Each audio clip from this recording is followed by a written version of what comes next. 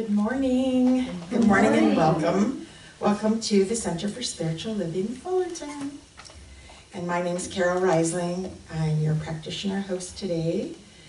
And let's see, we will start off with our purpose statement. So if you'd like to read it along with me. We are a loving spiritual community, empowering all to live healthy and successful lives through practicing the principles of science of mind. And I have some announcements to begin with. Our big Mother's Day celebration is coming, and it's going to be so good.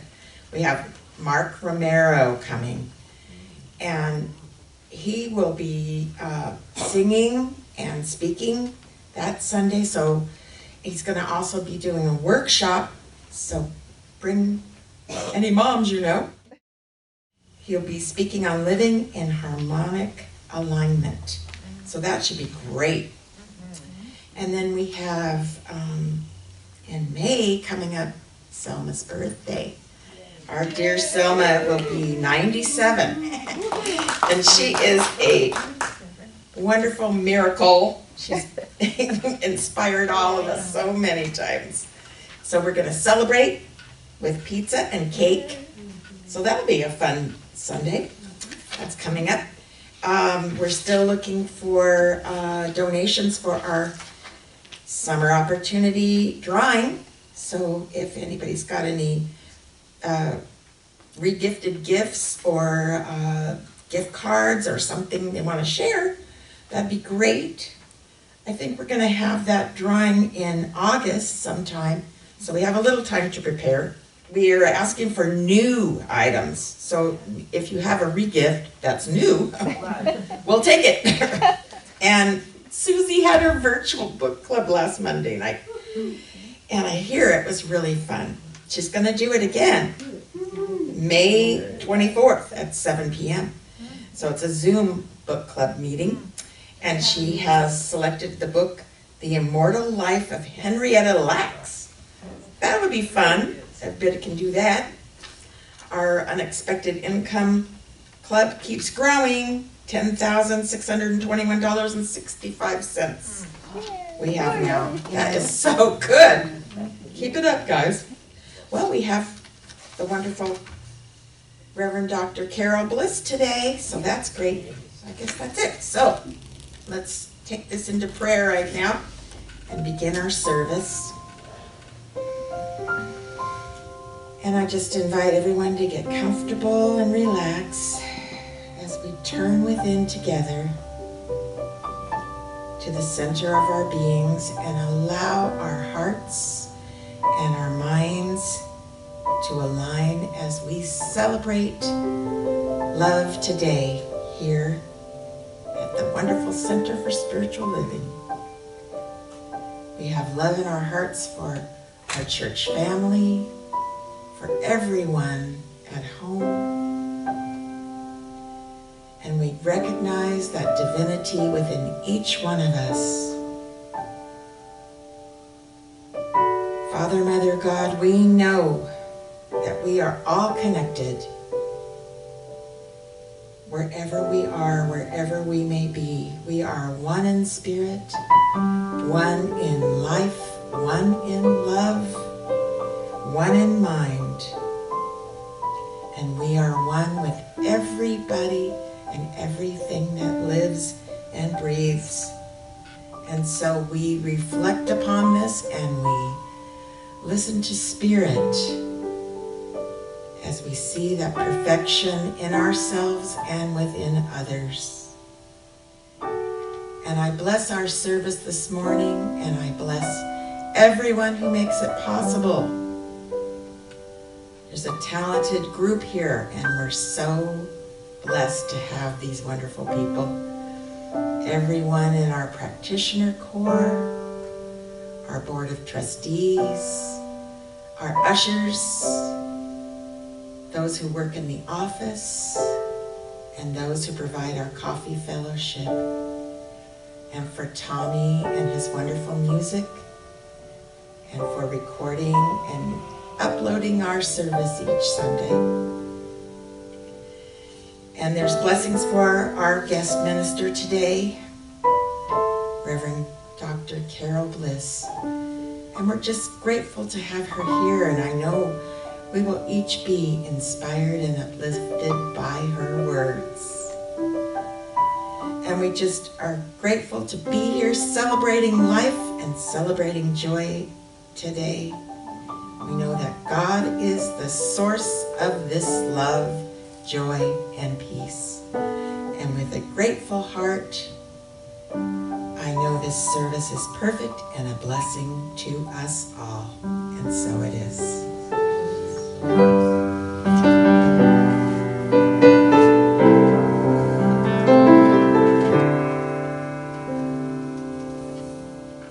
I need to be still, let God love me. I need to be still, let God love me. When this old world starts to push and shove me, I need to be still, let God love me.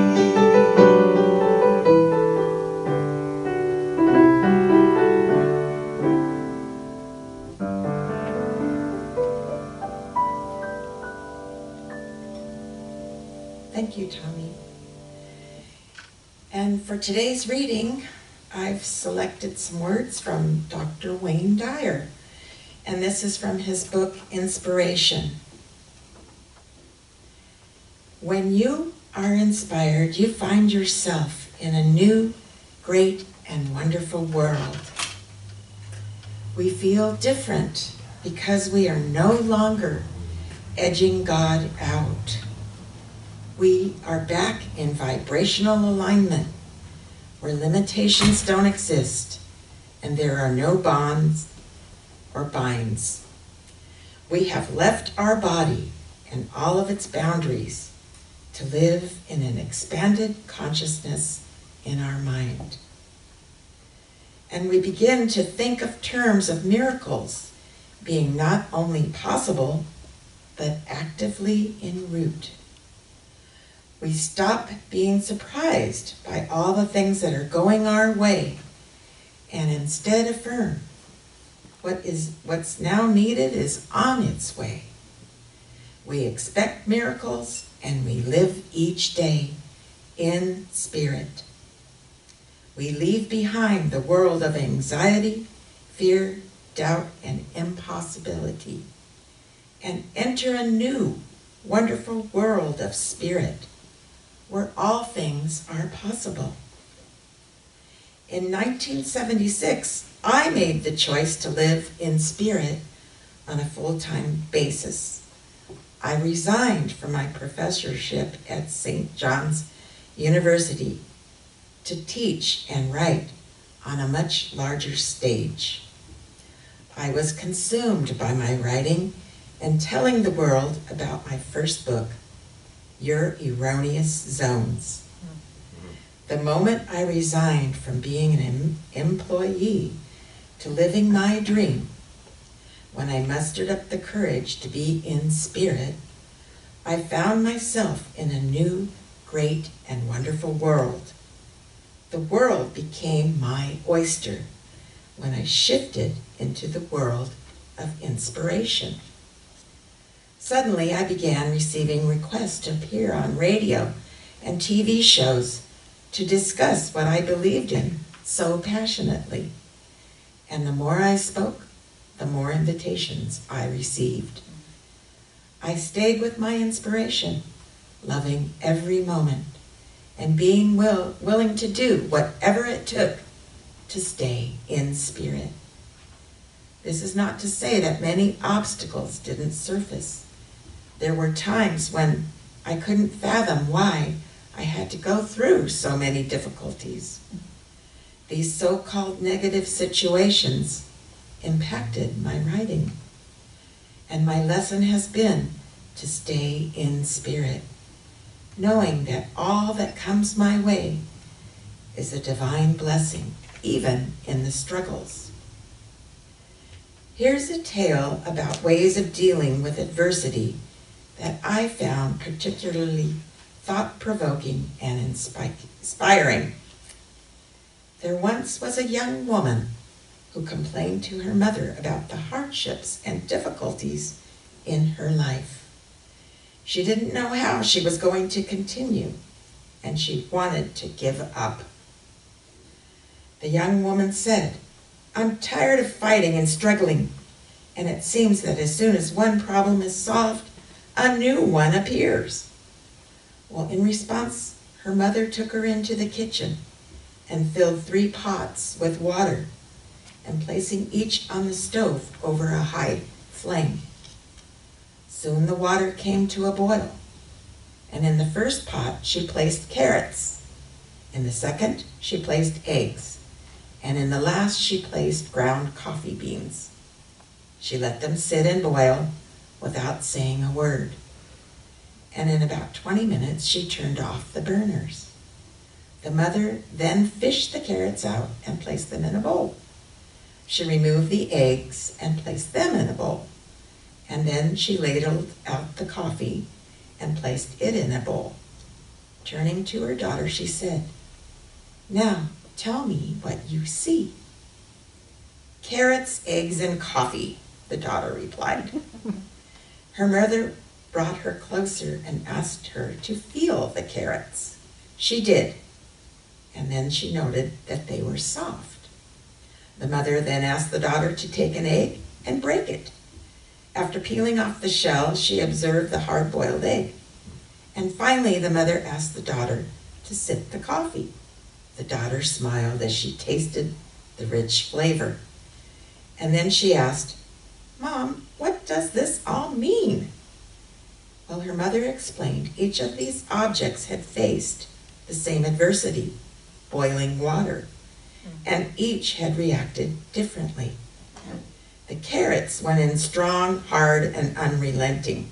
However, after being subjected to the boiling water, they softened and became weak. The egg had been fragile, its thin outer shell protecting its liquid interior, but after the boiling water, its inside became hardened. But the ground coffee beans were unique. After they were in the boiling water, they changed the water itself. So what is the message here? Stay in spirit and change adversity into a component of a new, great, and wonderful world, just as the coffee did. And now, let us pray. Just knowing and sensing that there is one wonderful life. There is one mind, one love, one power and presence. And that is Spirit, that is God, and it is all in all. It is in us and through us and expressing as us right now, right here. And I speak my word knowing that we are united in this oneness, this wholeness. We recognize the blessings and the gifts of life that we receive each day. We are awake and aware of this loving and amazing spirit that is within us. This power that provides and guards and protects us. We can never be separated from our source. And we share these gifts of love and kindness everywhere we go and with everyone we meet. We live in spirit. and with gratitude and joy in my heart, I release this prayer knowing it is already done and it's already manifesting here and now. And so it is.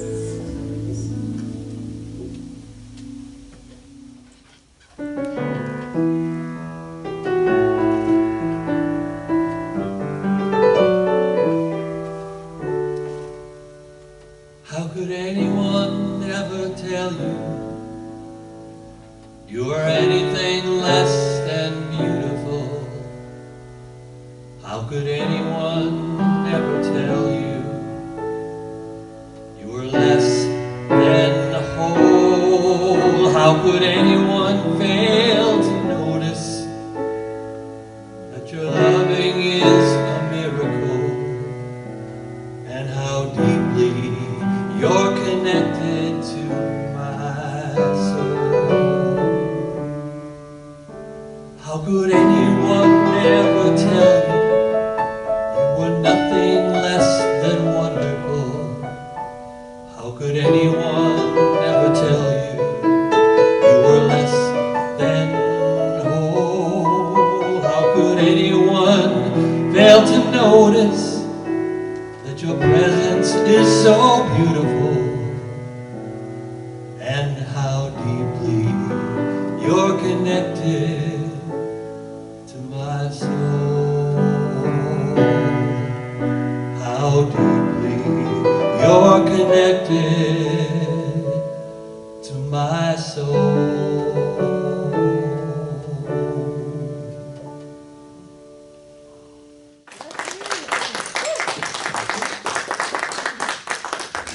Thank you, Tommy. I always wait to hear what music he is going to pick out. He is a genius at picking out the most perfect music. Yes. And thank you, Carol, for that beautiful inspirational reading by Wayne Dyer. And I am so impressed because Wayne Dyer became Wayne Dyer, and when he quit, he had 8 children. Can you imagine quitting when you have 8 children? He had the most amazing faith.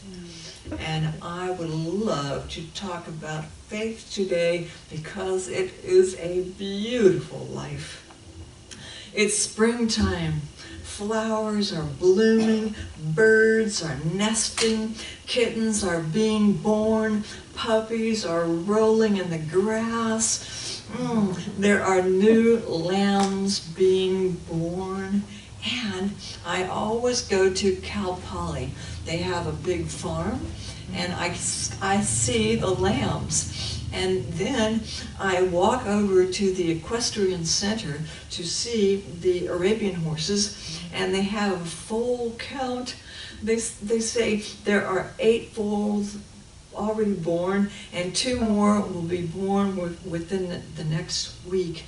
And when we feel the youngness of new life, we feel that it is inside of us. Somehow we translate that feeling and we see the beauty of our young lives because we know the lifespan, and it is getting bigger and better all the time. And when we look at a baby, we don't know the baby's future, but we only love the baby. And so these kittens and puppies, they have love surrounding them. It's such a beautiful time. And we are doing everything that we can to celebrate being back together again. Yeah, we even bought, I didn't have anything to do with it, but a new podium. It is a virgin podium right here. So I will suck in my stomach. Yes. I went to Descanso Gardens. It was filled with maybe 500,000 beautiful tulips of amazing colors. I went with a musician from Covina, and she listened, and I looked. So we had two different viewpoints on the forest and on the flowers. And this week, I bought a brand new bicycle, a blue bicycle, to celebrate life, you know, to feel the wind in my hair, to ride around the bay, to feel alive. Because we often take for granted what life is. But life in the springtime reminds us it is filled with smells and beautiful growing things and growing fruit. And oh my God, it's so great to be alive in the springtime and with each other. So April is National Poetry Month. And I have brought a poem to read to you. It is one of my favorite poems. It is by that mystical poet, Mary Oliver. How many have heard of us? Yes, Trevor? And boy, I would like you to possibly close your eyes and feel the imagery that she put in this great poem. It's called The Swan. Did you too see it, drifting all night on the black river?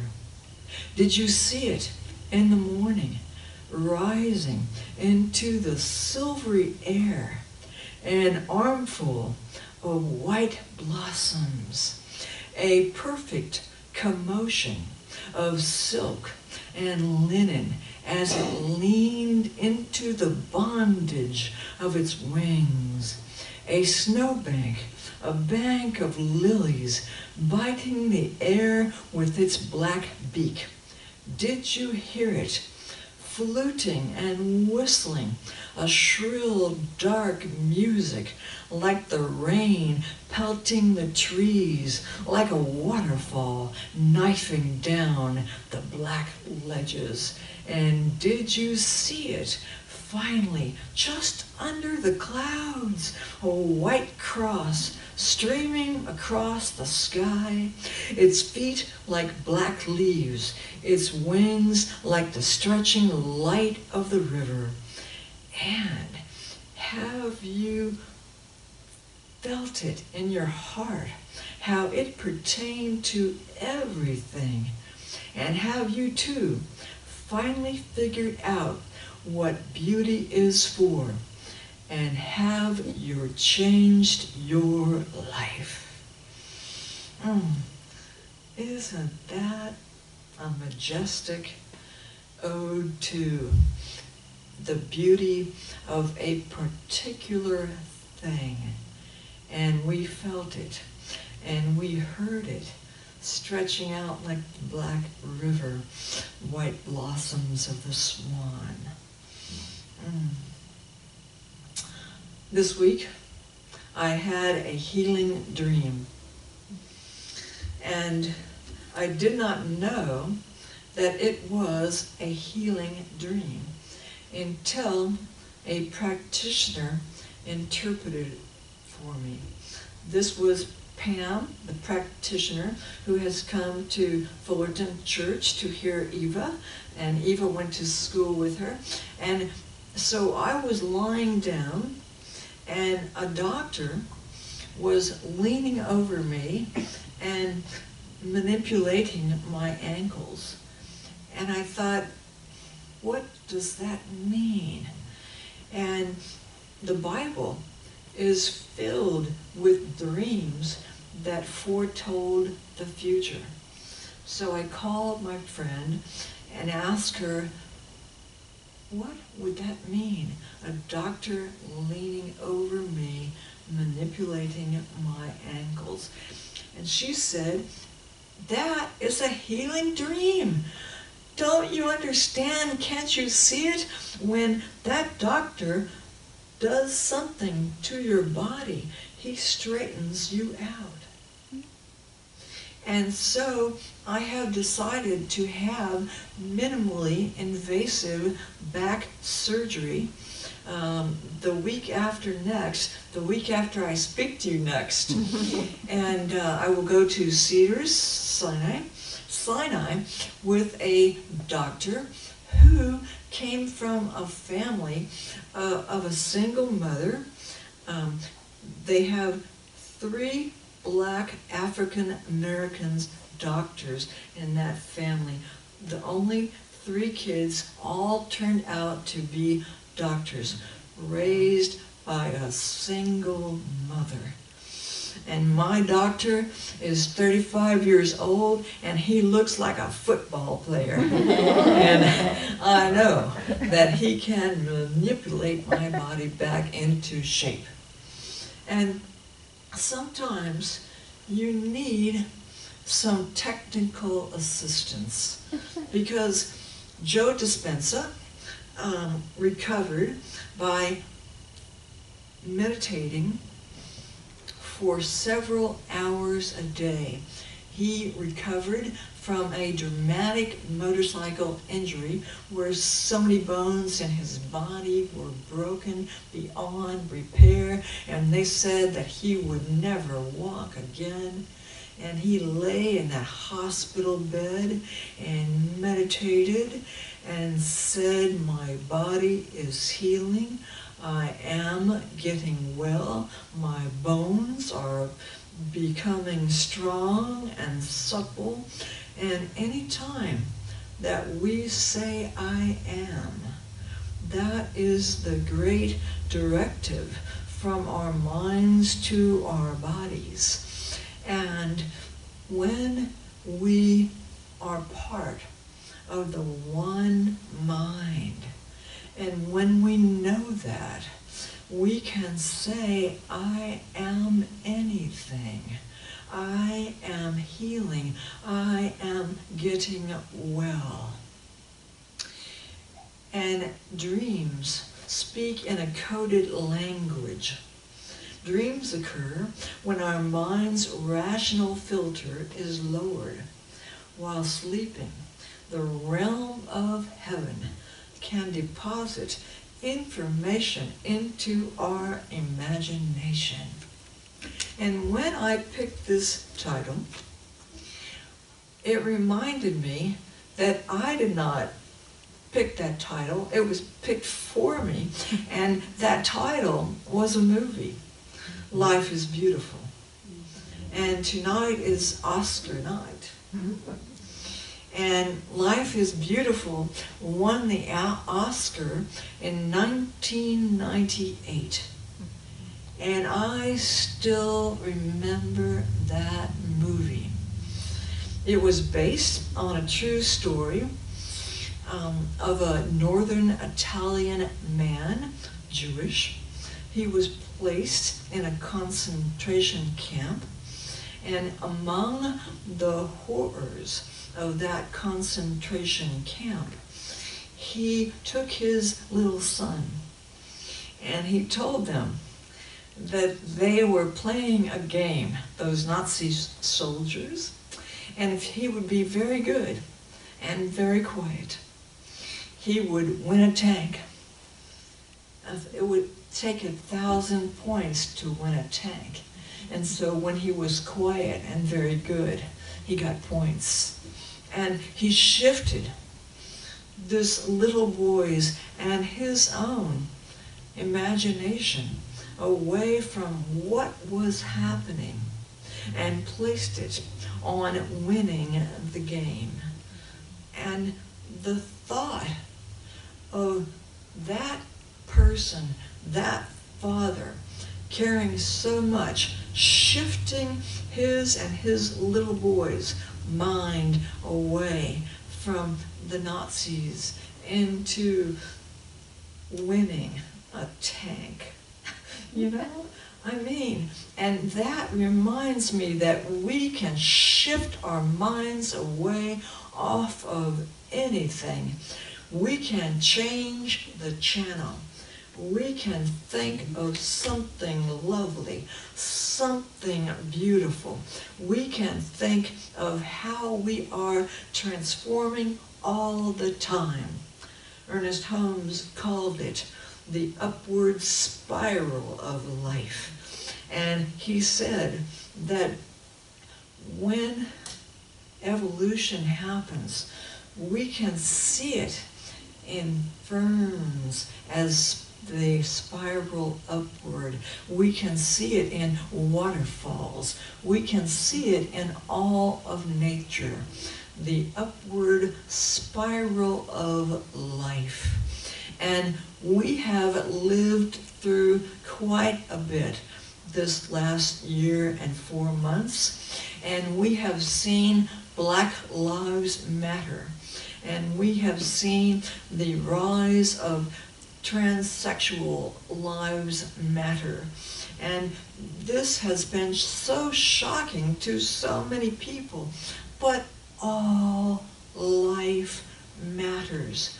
And what we didn't realize before has come into the light so that we can love even more. You know, it was such an amazing thing to see all of the things that we saw. My head almost got dizzy from changes. And yet, the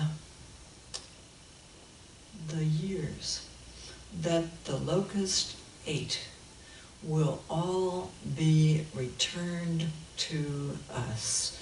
That is the prophecy of Joel. The years that the locust ate will all be returned to us.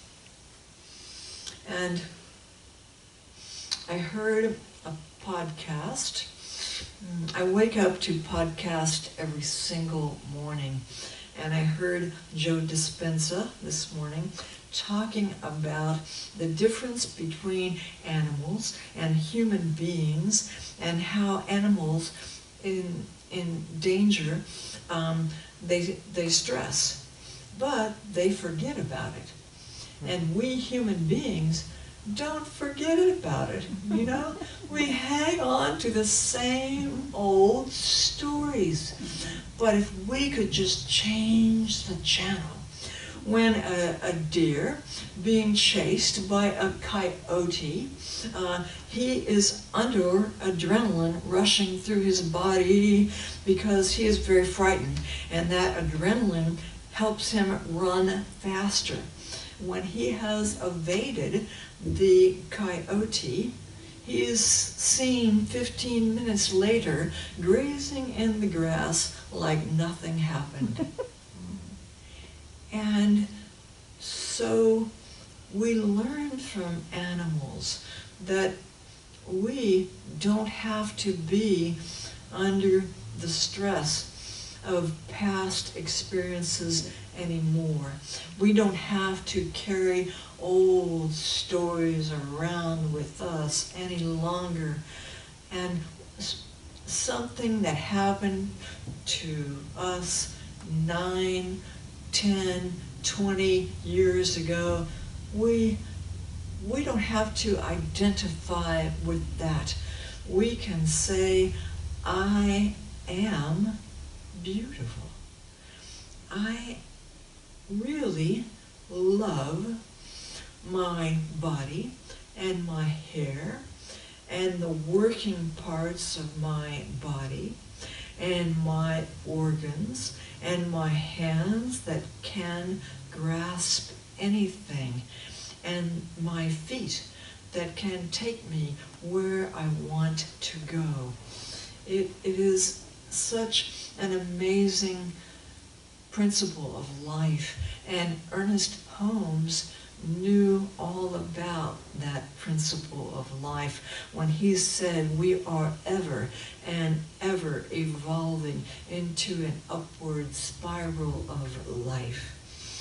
And the years that the locust ate will be returned to you.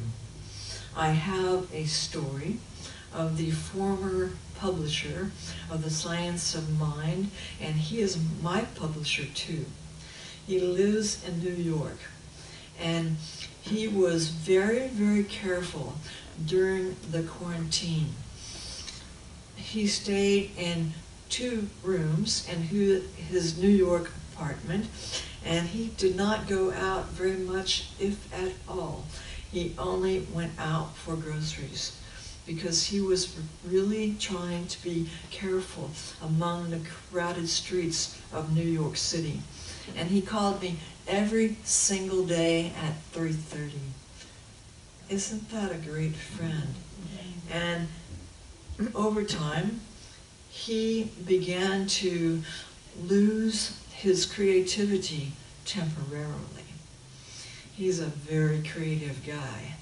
And when we talked, I said, you know, when this is all over, you won't believe the fun, the connection, the touch that we are going to have. We will appreciate it so much more. And he said, you know, because he was kind of flattened out, like some people are, from all the changes that had happened. So, the story. He has a famous uncle who is a cellist in Vermont, and his uncle invited him to stay at this mansion in Vermont. It had a separate wing, it had a big kitchen in the separate wing, and there were animals all roaming around, and there were statues everywhere. And it was even more than he had ever expected.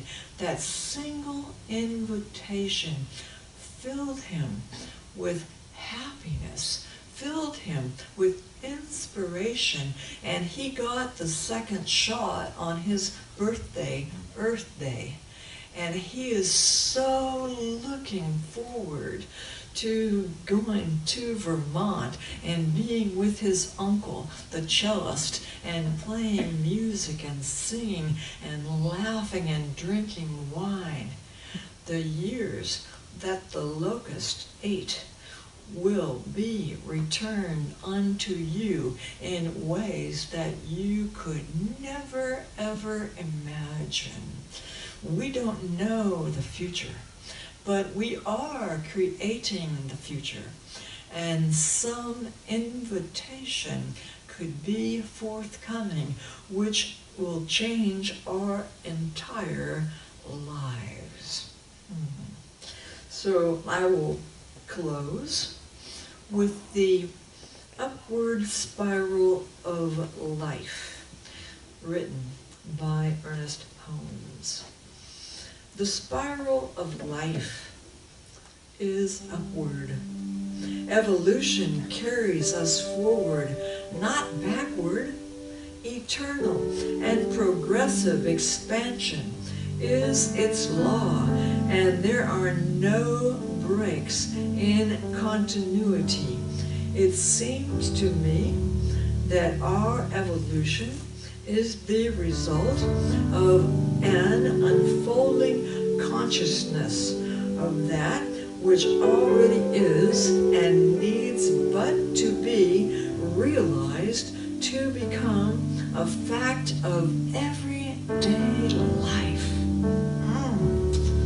So in that consciousness, I ask you to pray with me, knowing that we are together in this eternal mind, that we are capable of anything, that all the ages that we have ever been live inside of us, and we can go back to being young again, or we can go back to the wisdom years because they're so beautiful.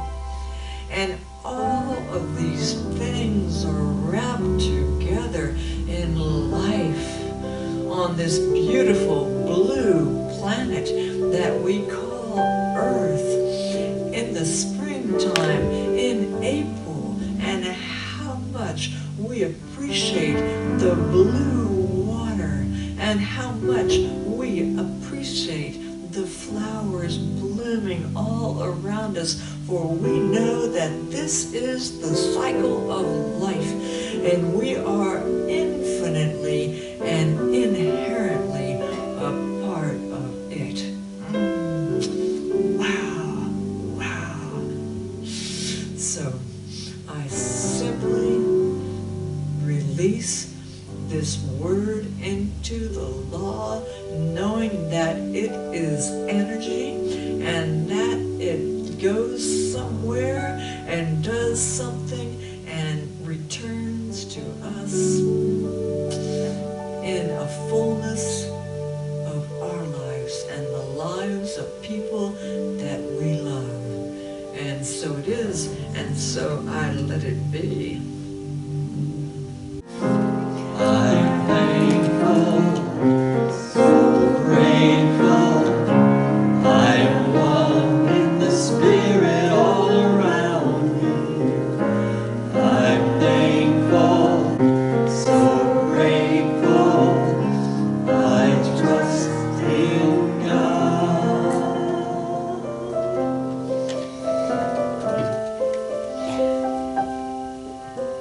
I live in a universe of abundance. As I freely and joyfully give, I join the divine flow. All that I share with life returns to me multiplied abundantly, and so it is.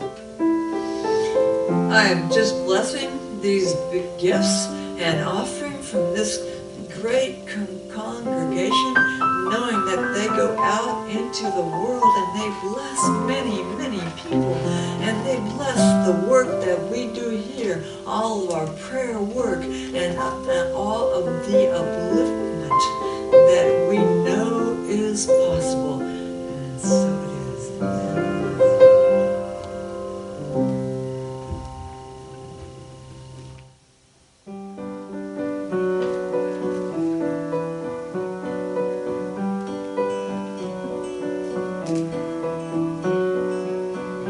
The time has come for shining in the summer sun. We fill the air in song we sing for everyone. You fell asleep under the cherry tree. La la la la la la, it's a beautiful world and we're all here.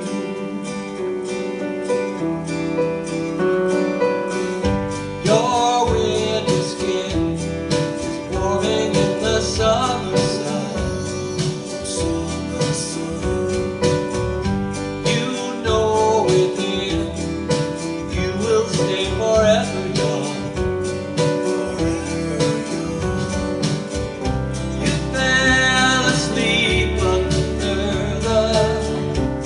Started to see it's time to wake up. The moon is high above you. We're all here 'cause we love you.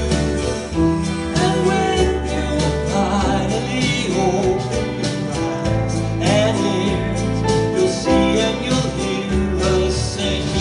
La la la la la la. It's a beautiful world and we're all here. La la la la la la. It's a beautiful world and we're all here. La la la la la la. It's a beautiful world. It's a beautiful world.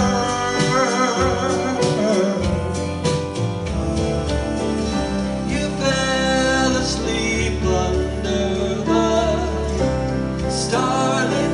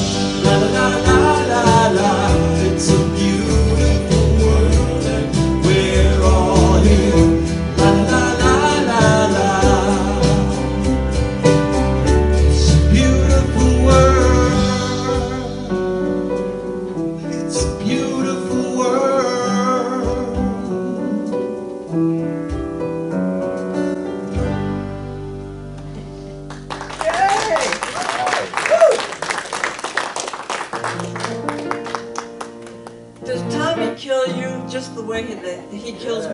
Because that was so beautiful. The graphic against Tommy, the baby penguin. Oh my God! How great! So now I know that it is time for our closing affirmation. And God is in my life. God is in my life. God is in all my affairs. God is in all my affairs. God is in my body. God is in my body. God is in my mind. God is in my mind. Just the way that it is. Just the way that it is. And just the way that it is not. Just the way that it is not. God is in my life. God is in my life. I thank you. I thank you. And so it is. And so it is.